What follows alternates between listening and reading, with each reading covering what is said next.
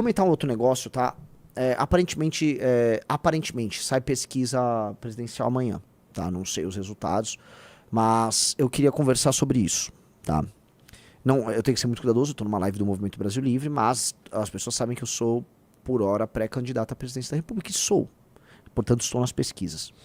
E sim, o Partido Missão estará nas eleições, você vai votar no Partido Missão, se você quiser, a partir de 2026. Por que eu tô falando isso? Porque, a depender dos resultados das pesquisas de amanhã, eu acho que nós precisamos começar a ficar ambiciosos. Houve uma pesquisa Real Time Big Data, foi muito legal. Agora veremos a Quest. A Quest é uma pesquisa muito levada a sério nos mercados. É um instituto, inclusive a gente já usou, no período que o Kim Kataguiri estava no União Brasil como pré-candidato a prefeito de São Paulo, a gente usou os dados da pesquisa da Quest para entender cenário. O pessoal da Quest é muito inteligente, o Felipe é o presidente, é o CEO da Quest, é um sujeito muito sério. E se a gente aparecer lá, sério, nos cenários mais prováveis com 1%, 2%, estamos oficialmente no jogo. A gente nunca tentou fazer campanha, nunca tentamos fazer nada. Porque o que eu quero propor sério, o que eu vou propor para as pessoas, uma live lá no Partido Missão, será, assim, nós temos que ter um plano de chegar a 14% até maio do ano que vem. E é a meta. Temos que ter 14% de intenção de voto no primeiro turno nas pesquisas captadas até maio. E o plano tem que passar por todo mundo, todas essas milhares de pessoas que estão mobilizadas nas nossas lives a se tornarem divulgadores. Criarem grupos de WhatsApp, a gente vai ver como ajudar, grupos de WhatsApp, a criarem grupos e divulgar conteúdo e a gente rodar o Brasil e começar. É assim a gente fazer tudo que os nossos caras não estão fazendo. E a gente tem que ter 14% até maio. Eu garanto pra vocês, se a gente conseguir 14% até maio do ano que vem, nós ganharemos a eleição presidencial. Tá? Estaremos todos lá em Brasília no comecinho, dia 5 de janeiro de 2027, tomando posse e iniciando a guerra contra o crime. Eu garanto pra vocês. É isso que eu preciso. Vocês precisam nos dar 14% de intenção de voto. É isso que eu vou propor lá no negócio e vou apresentar a estratégia lá na missão. É isso. E nós temos que basicamente convencer, a gente tem que se inundar com as nossas ideias, com os nossos conteúdos, as redes dos caras. E eu só vou fazer se a gente não aparecer zerado. Pode ser que apareça com 0 na pesquisa. Eu tô achando difícil aparecer zerado em pesquisa, Riso. Mas sei lá, né? Eu sou tão... Like na live. Tá?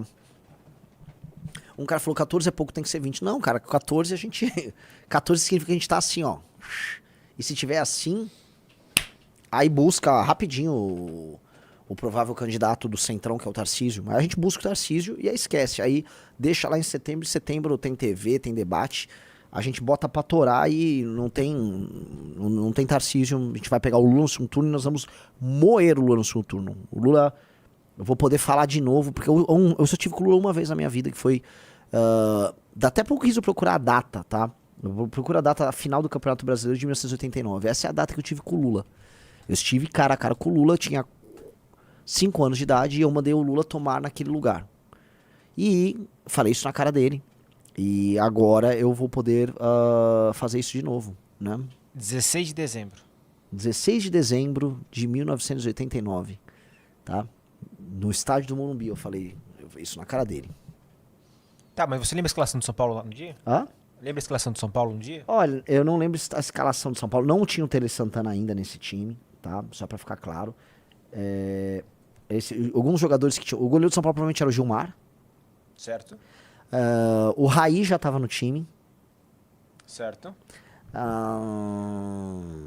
Aí começa a ficar difícil, tá? O Miller não tava, o Miller tava no Torino.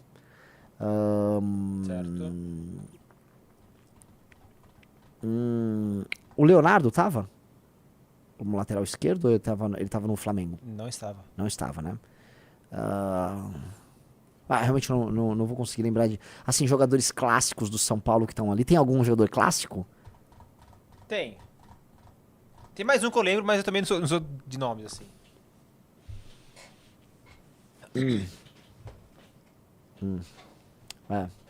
Os caras falam, mas do gol do Sorato do Flamengo, do Vasco, você lembra? Lembro do gol do Sorato, Canárias. Tá?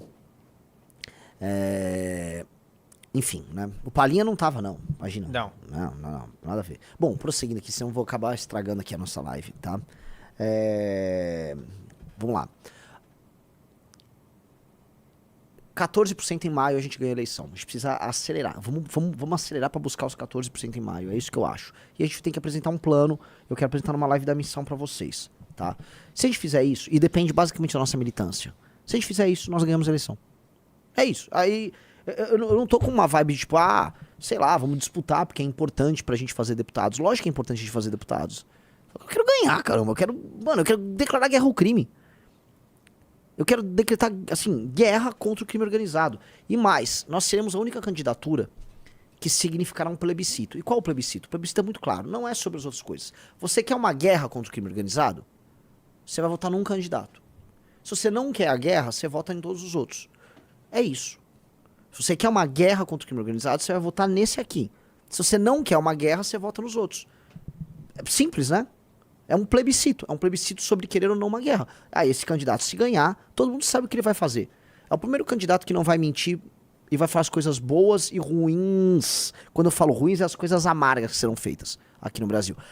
Vou dar um exemplo. Você recebe Bolsa Família. Seu município tem mais de 30% com a população recebendo Bolsa Família. Municípios em que mais de 30% da população estão recebendo Bolsa Família vão necessariamente começar a ter frente de trabalho, não é? Precisa ter frente de trabalho. Eu sou doente, eu fico em casa, eu recebo. Tudo bem, você não precisa vir. Agora, você é uma mulher ou um homem, tem 20 e tantos anos, 30 anos, estão recebendo Bolsa Família e não querem fazer nada? Ou você vai pra frente de trabalho, ajudar a arrumar a pavimentação na rua, a limpar as coisas, deixar a cidade ajeitada? Ou você vai perder o benefício? Vai ter que ter frente de trabalho? Sim. Terá frente de trabalho? Sim.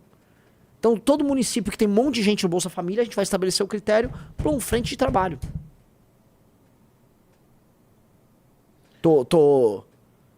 Mas eu sei que isso, né? Isso não é eleitoreiro, porque a maior parte das pessoas, né? A maior parte das pessoas e dos candidatos vão falar, imagina, vamos dar mais um Vale Gás, vamos dar mais um... Não, vamos todo mundo trabalhar. A pessoa não tem que ficar parada. Cabeça parada é oficina do diabo. Cabeça parada é oficina do diabo. Vai todo mundo, é frente de trabalho. Vamos começar a dar. O município aqui tem 30% da população parada. Como muitos têm. Boa parte dos municípios do Nordeste, a força de trabalho tá parada. Tá parado?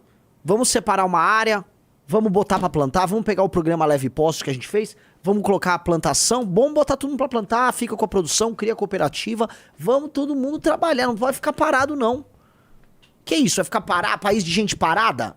Então uma parte do Brasil trabalha pra outra ficar parada? Eu tenho certeza que um catarinense trabalhador que tá ralando lá em Santa Catarina vai ficar muito mais orgulhoso de saber, paguei imposto, ele virou Bolsa Família, mas a galera tá trabalhando lá.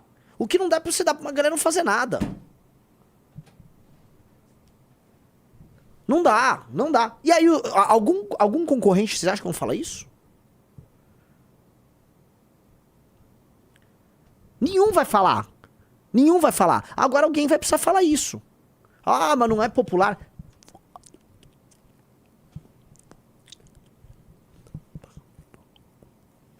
Dane-se, né?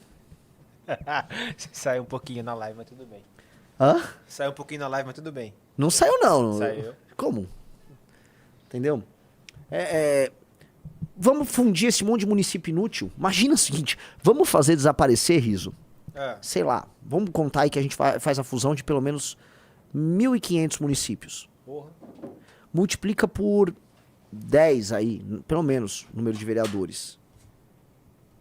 São 15 mil vereadores a menos, Riso. Nossa senhora.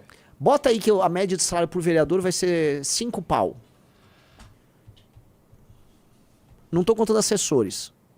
Não, 15 mil vezes 5 mil reais por mês. Vezes 5. São 75 milhões de salário por mês que você tá deixando de pagar. Tá? Isso, eu só estou contando o salário. E tô contando que o salário é só 5 mil. Tá? Tô falando por mês. Por ano, multiplica por 12. Já são quase 1 bi, 900 milhões, só de salário de vereador. Se eu contar assessores, carro, verba, bababá, isso dá alguns bilhões. Só de economia. Dane-se a economia, porque economia é o de menos. Imagina os processos, a fluidez que você vai ter em não ter essa inutilidade ali. Entendeu?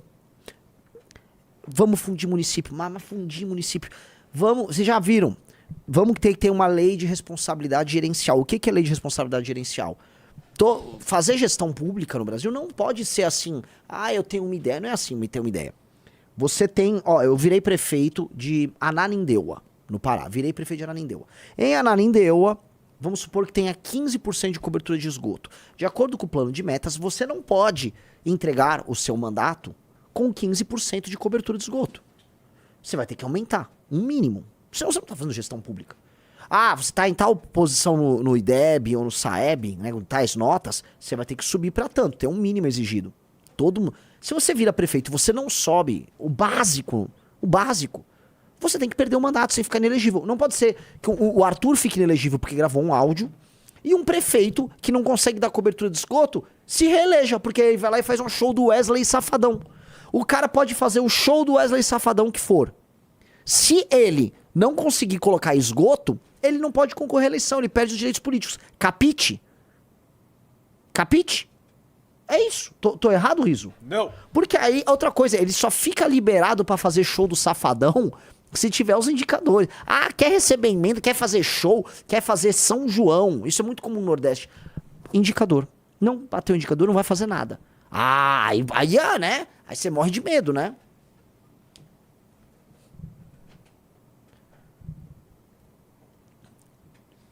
Um cara manda, não é você quem decide isso, não. Ué, isso é uma reforma, chama-se reforma administrativa. Nós vamos fazer uma reforma administrativa no Brasil. Entendeu?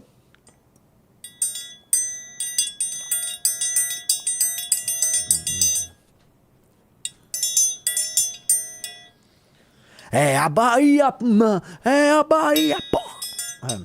É isso aí. Então, isso é meio que obrigatório. Nós precisamos fazer isso. Não dá, porque é o seguinte, o Brasil, quando as coisas são desiguais, eu vou dar uma explicação pra vocês, tá? Por que as pessoas mais inteligentes, elas ficam concentradas nas grandes cidades? Porque as pessoas mais inteligentes, isso tem até um estudo, tendem a se concentrar em lugares urbanos em que elas encontram as pessoas mais inteligentes. Centros urbanos, eles sugam o capital humano das periferias e dos interiores. É um caso clássico. Vamos supor, Luiz, você é um cara do interior, você vai trabalhar em São Paulo. Sim. É muito difícil uma pessoa de São Paulo ir para o interior. Às vezes ele vai, estuda no interior, numa Unicamp da vida e retorna. Por quê? Porque o capital humano se concentra. E ao se concentrar, ele naturalmente faz com que os lugares afastados tenham menos gente brilhante, produzindo, criando. E quando você pega num país que já é muito desigual como o Brasil, e que tem grandes desigualdades regionais, e você encontra regiões, por exemplo, vamos botar o interior do Nordeste, em que o capital humano quase não tá lá. Você tem, assim, um lugar que virou um depósito de gente que as pessoas estão largadas, meio que a própria sorte. E não há investimento em criação de novo capital humano. Não há investimento. As pessoas simplesmente estão ali meio que largadas a esmo, largadas à própria sorte. Essa concentração, ela gera uma tendência de aumento de concentração, que foi o que nós vimos nos últimos anos. O PIB de São Paulo e o PIB das regiões agrárias cresceram mais do que o restante do Brasil. As desigualdades regionais aumentaram. Se eu não me engano, salvo engano, acho que o único lugar no Nordeste que ainda tem algum crescimento é a Paraíba. Paraíba teve migração, aumentou a população da Paraíba. João Pessoa recebeu gente. Paraíba está vamos dizer, ela está num status diferente das outros lugares do Nordeste. Dito isso, o brain drain acontece. Um menino inteligente no Ceará, que é formado naquelas duas escolas que são especialistas em passar gente no ITA, ele vem para São Paulo, depois ele vai arrumar emprego em São Paulo. Certo? Este processo de concentração, ele está gerando dois Brasis, está muito claro que são dois Brasis. E também está muito caro um dos Brasis para o outro Brasil. O tempo todo o governo federal fica falando em fazer novas políticas públicas, agora é gás, energia, para bancar um Brasil. Aí eu não entendi, qual é a função do Estado, qual é a função das pessoas nesse mundo? Qual é a função do político nesses locais? Quando você não consegue emancipá-los. Qual é a função histórica de um político no interior do Nordeste?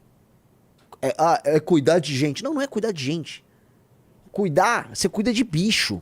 Olha, eu cuido de cães, cuido de gatos, eu cuido de bovinos, de equinos. De gente você não tem que cuidar como se eles fossem uns idiotas.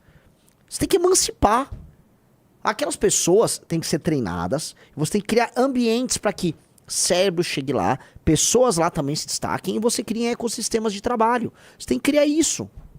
É óbvio, é a única coisa que você tem que fazer. Você não tem que cuidar deles. Porque essa coisa do político que cuida. Ah, esse aqui é o seu Zezinho, ele é prefeito aqui, ele gosta de cuidar de gente. Cala a boca, seu Zezinho.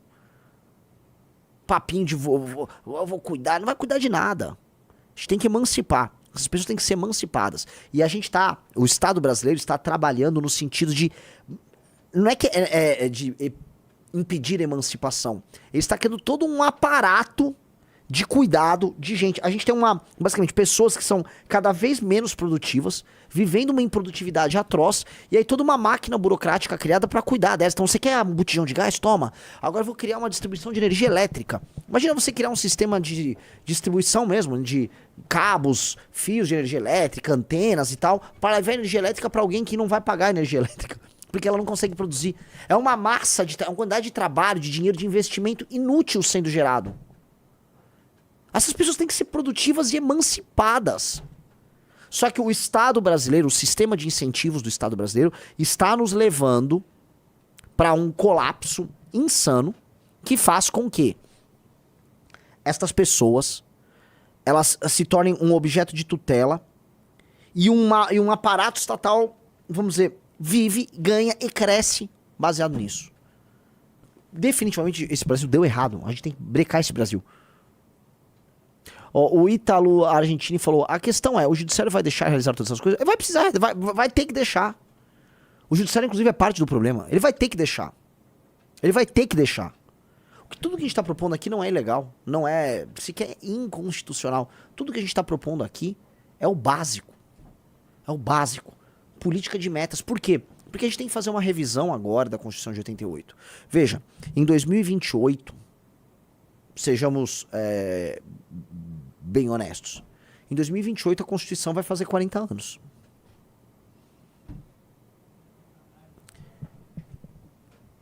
O que nós vencemos com essa Constituição?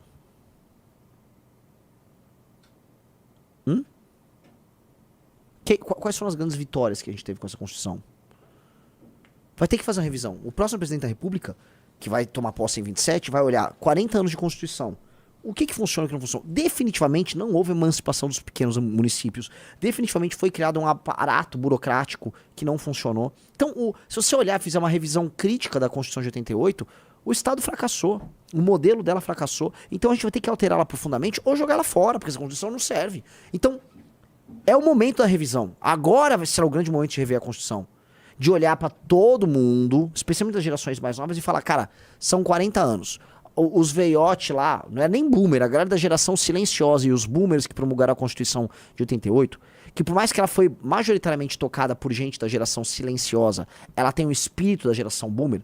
Acima de tudo, a Constituição de 88 é uma Constituição boomer. Ela foi um desastre para todos nós, ela deu muito errado. Ela foi a geração que impediu o crescimento e o ganho de dinheiro da geração milênio e da geração Z. Ponto! Então essa revisão vai precisar ser feita. Se alguém quiser barrar, cara, aí, cara, o país vai se encaminhar para um impasse colossal. Impasse, assim, de federação tem que ser revista. Porque não tá valendo a pena. Então, se as pessoas votarem no presidente de um partido como missão, que vai lá fazer e deixar claro, meu programa é esse, e aí o judiciário querer cortar na canetada, é sabotagem do judiciário, não tem outra palavra. É sabotagem.